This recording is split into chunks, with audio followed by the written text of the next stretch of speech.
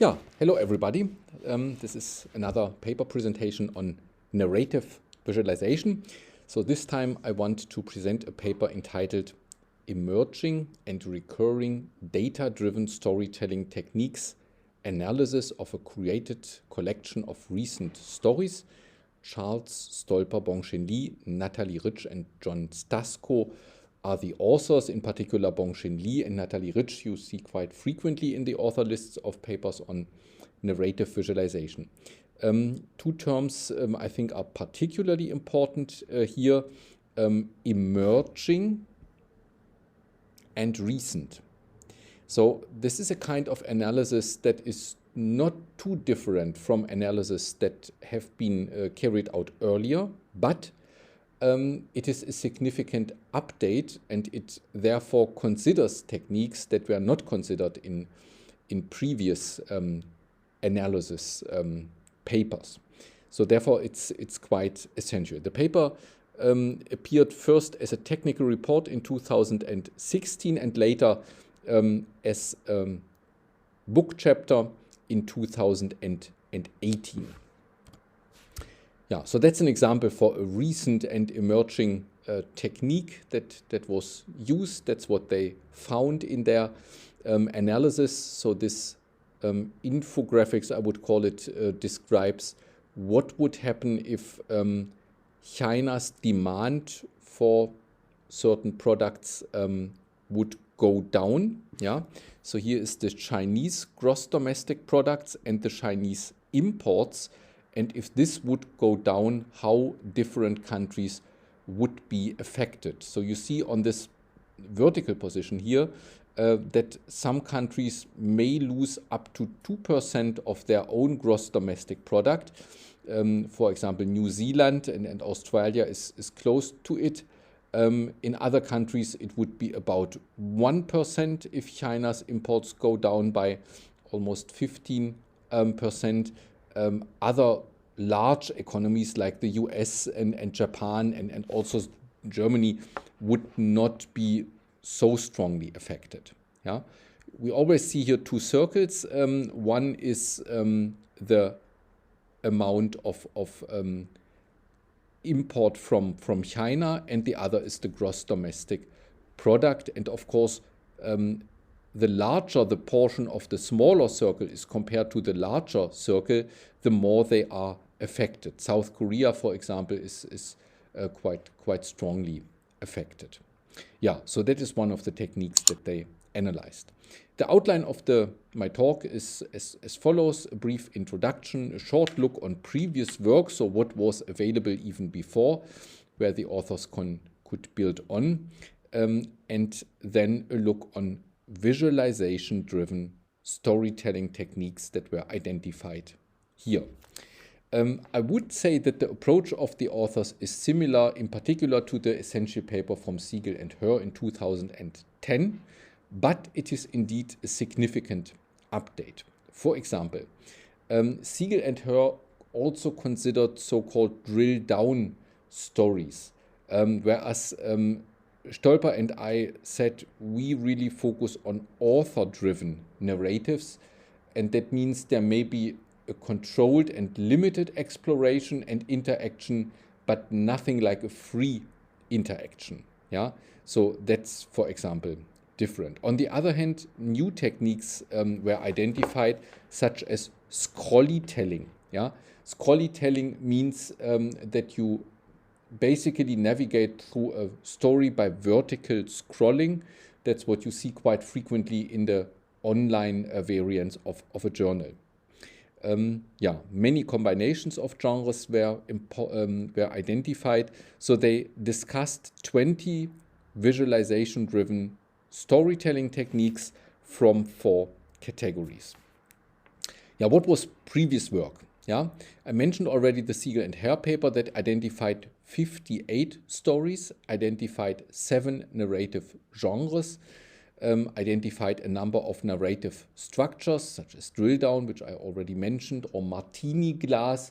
That's a trade-off where there is first an author-driven stage where things are quite narrow, and then it opens like the martini glass in the sense that you can more freely explore. Another paper that seemed to me an important prerequisite for this one, also authored by Bongxin Li and others, identified different roles in narrative visualizations. For example, the scripter, the data analyst, the editor, and the presenter at the end. Yeah, so different persons with different roles take place in this process. And even when this paper was written, there were already a number of authoring tools for narrative visualization, like Timeline, Curator, or Ellipse. That's maybe the most important one. Timeline, JavaScript, Tableau, Story Points, and Visual Eyes. Why this is important? Because most of the stories that the authors here found and later analyzed were developed with one of these techniques. So one may say that primarily techniques that are provided by one of the authoring tools actually occur in the narrative visualizations that the authors here could analyze. So unfortunately, you cannot read this. That's a screenshot from the website that accompanies the paper, where they have made the major results of their analysis available. Yeah, so these are all the stories that they have analyzed with the corresponding year. So a lot of them are from 2013, 14, 15. I think it goes up until 2016. Yeah, so recent work when this technical report in 2016 occurred.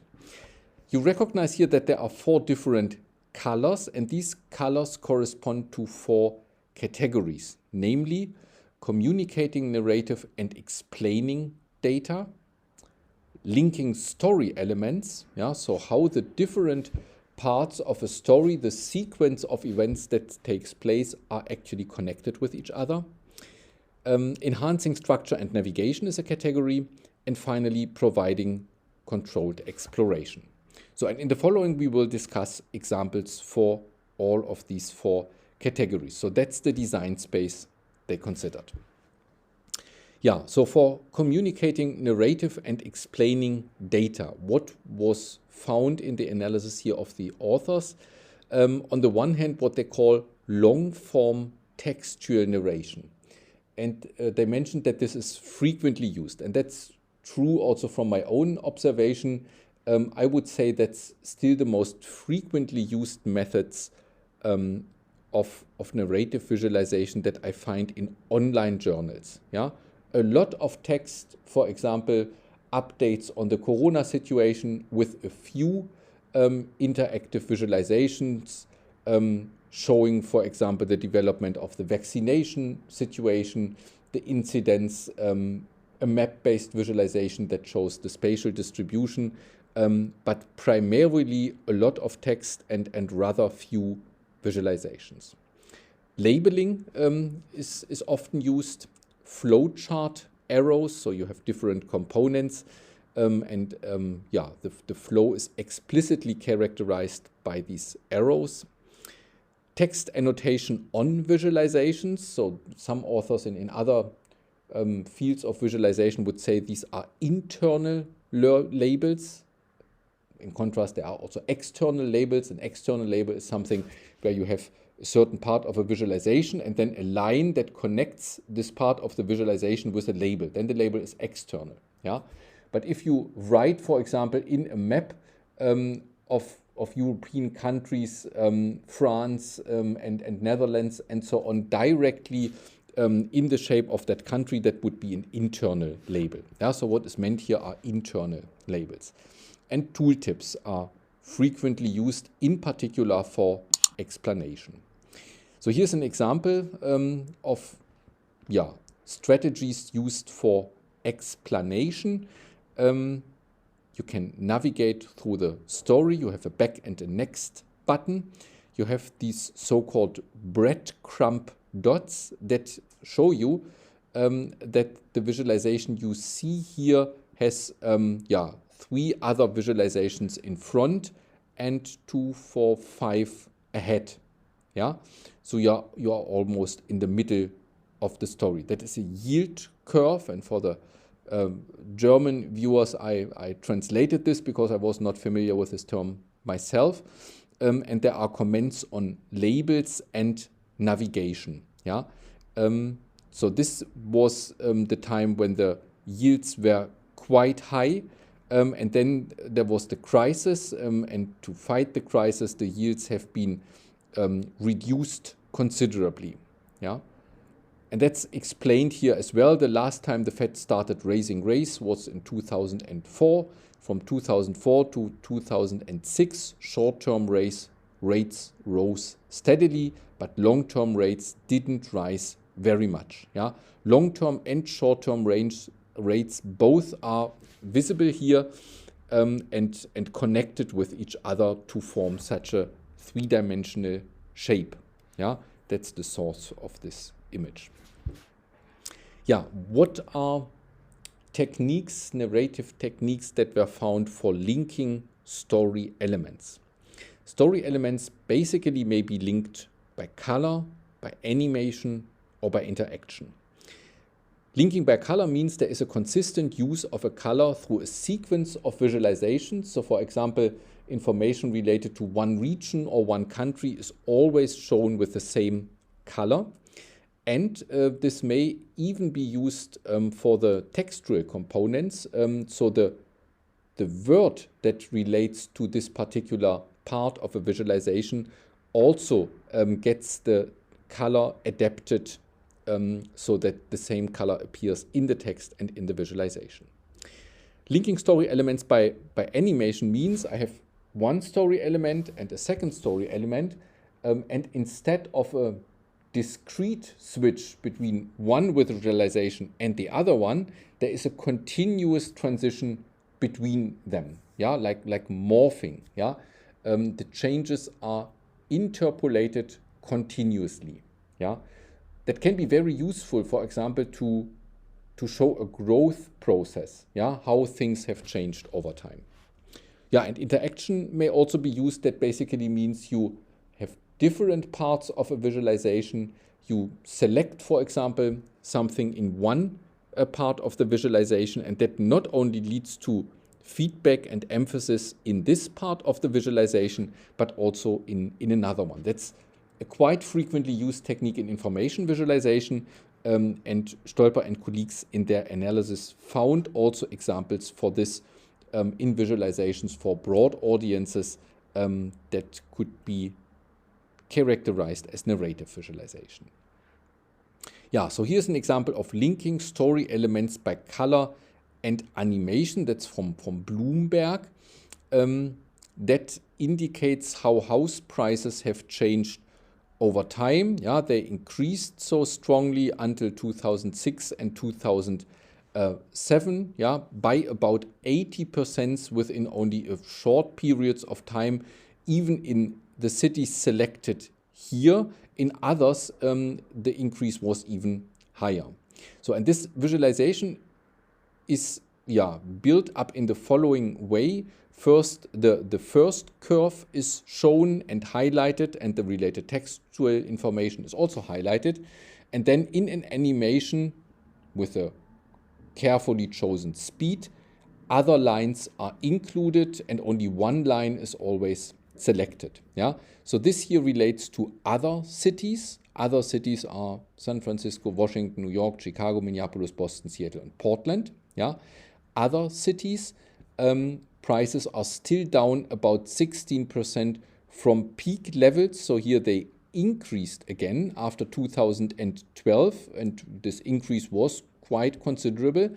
Within only 2 years, it was more than 20%, but it was still lower than it was here at the peak level in 2007. That's the interpretation that is supported here by this textual information. We see again this breadcrumb navigation. So we are in the early stages of our story. Many more parts follow. Yeah, and I thought that things are linked by color. Yeah, other cities has the same color here and here and here in the caption as well. So that's a quite complex visualization, I would say. So probably not really appropriate for all users, but I think it's useful to think about this a little bit. It's a scatter plot based visualization, and yeah, to interpret this, it's really necessary that the individual dots are labeled. In this case, these are countries, so the country name is included here in the visualization. It is about a minimum wage. Yeah, several countries have a minimum wage. Germany, where I come from, had no minimum wage at this stage, so therefore that's not included here. By the way, that's also commented here in this extensive text tree information. It should be noted that many countries do not have a minimum wage at all, but in those countries there are typically very strong trade union agreements on pay. Yeah, so that explains a little bit why some countries are included here and others not. The x-axis is the minimum wage, and that is, yeah, at least in the area of $3. It goes up until $17 in Australia, so that's the range.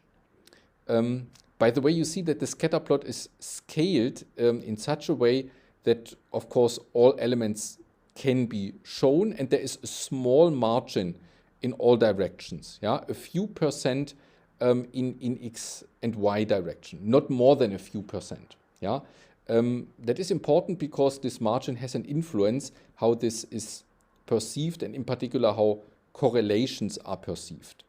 The y-axis here tells you about the minimum wage as a percentage of the regional gross domestic product per person. Yeah, so it's normalized by the size of the population. Otherwise, it would not make any sense. Yeah, so what does this tell you? If the minimum wage leads to a situation where we have 50 or 55%, that means even with the minimum wage, you are not far away from an average wage. Yeah, whereas here in Hong Kong, where the minimum wage is slightly below $4, you are only at 15%, and that means you are relatively much poorer compared to the same minimum wage in Venezuela and Turkey. Yeah, so here the $4 is really a small amount of money in Hong Kong, and it's relatively a larger amount of money in Turkey and Venezuela. Yeah, or if we look here in the right part of the scatter plot, in Australia, with the $17, you are still relatively not as, yeah, rich is not the right word, you know what I mean. Your ranking in the overall income distribution is worse compared to France, yeah, where it's 55%, with a lower minimum wage. That tells you that the overall wages in Australia might be quite high. Yeah, you see that some of the entries here not only have the label which country is meant, but also the specific quantitative value is shown here. United States federal minimum, $7, United States weighted, so that's over all countries. United States proposed $10 and 10. So that tells you where you would be in comparison with other countries with a certain minimum wage. I really can imagine that this is a kind of visualization that may help politicians to interpret a decision of changing the minimum wage in a certain way. So here we don't have breadcrumb menus or breadcrumb dots for navigation, but instead we have these headlines here. So you can select them or use these arrows here in order to go forward or backward. That works well if you only have a rather small amount of slides, I would call them. Yeah. So here we have 4, and then we can accommodate the labels. If we would have 14, we cannot make any individual mark so small that such a text could be accommodated. Yeah, what was found with respect to enhancing structure and navigation? Yeah, that is different to exploration. Yeah, exploration typically mean you can look at things in a way that you want. You are completely free. Here, on the other hand, we have seen this, you are somehow guided through the story, at least implicitly. Yeah, so typically you would start here, would go on from left to right. Yeah, so that is meant here with a contrast to exploration. Scrolling is often used, and scrolling imposes a linear structure, a strong linear structure. Yeah, I mentioned already scrollytelling was not considered in the Siegel and Hare paper. It is motivated, yeah, to some extent at least, by the increasing use of mobile devices. Yeah, smartphones, for example, there this makes really sense. Previous button or next button would mean there is a discrete navigation in linear structures, in contrast to scrolling, which is continuous. Yeah, and we have seen that there are examples of breadcrumb menus or breadcrumb dots or headlines. We have already seen breadcrumb dots and headlines. Here we see an example for a breadcrumb menu. So the navigation here is based on this menu. You can jump to a particular state, you select a state, and then this visualization that also has some interaction, limited interaction, tells you about migration patterns. Yeah, so how many people stayed in the country that you have selected, here this is Illinois, and how many moved to other countries or other parts of the whole United States. So, and we see again that visualizations are linked by color. Yeah. So, for example, here is the movement from Illinois to California. That was quite low in the beginning of the 20th century, less than 1%, increased up to 8% in 1970, and then it became again a bit smaller. So maybe that was the time when there was the largest movement from Illinois to California. So, and California, like other Western states, are shown in a certain color. Yeah. Midwestern states have another color. Yeah, that's this color here. And you see that within the Midwestern region of the US, one state is emphasized, and that is, of course, Illinois, the state which we are talking about here. This is the south and this is the northeast, and you see that the same colors are used here as well. At the end of the diagram, there are again labels that show the quantitative numbers. 9% moved to the Midwest and 9% moved to the Southwest. Yeah. Overall mobility increased, so staying in Illinois was reduced over time from 74% to 65%.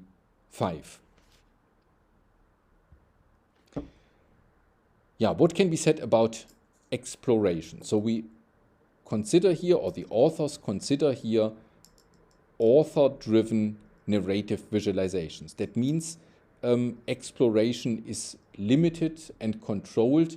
It is not a kind of reader-driven exploration.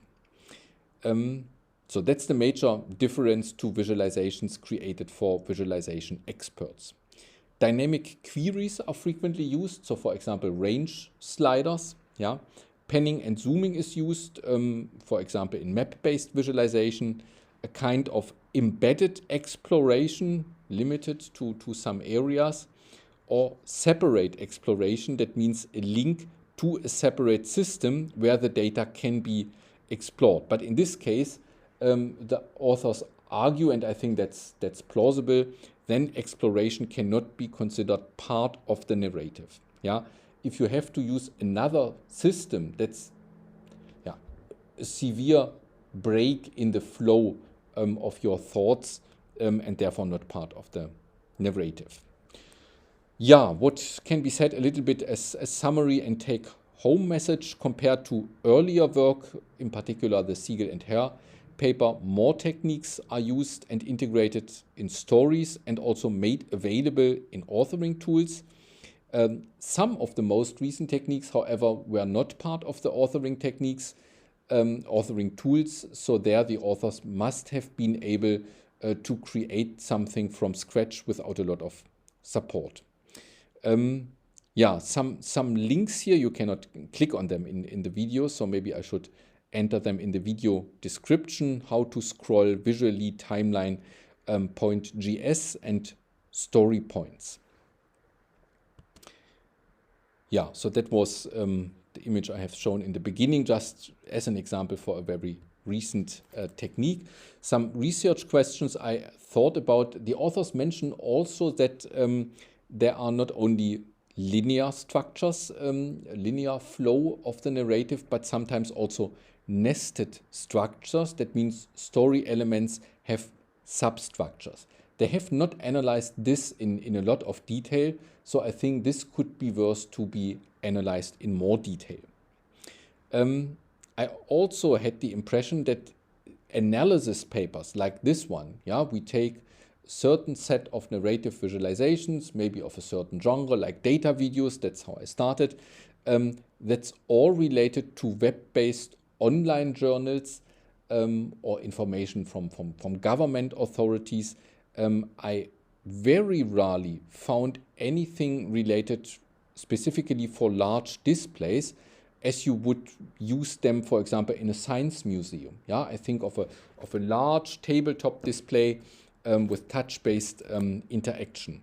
And because of the completely different size and setting, I guess that things would have to be refined for such a purpose.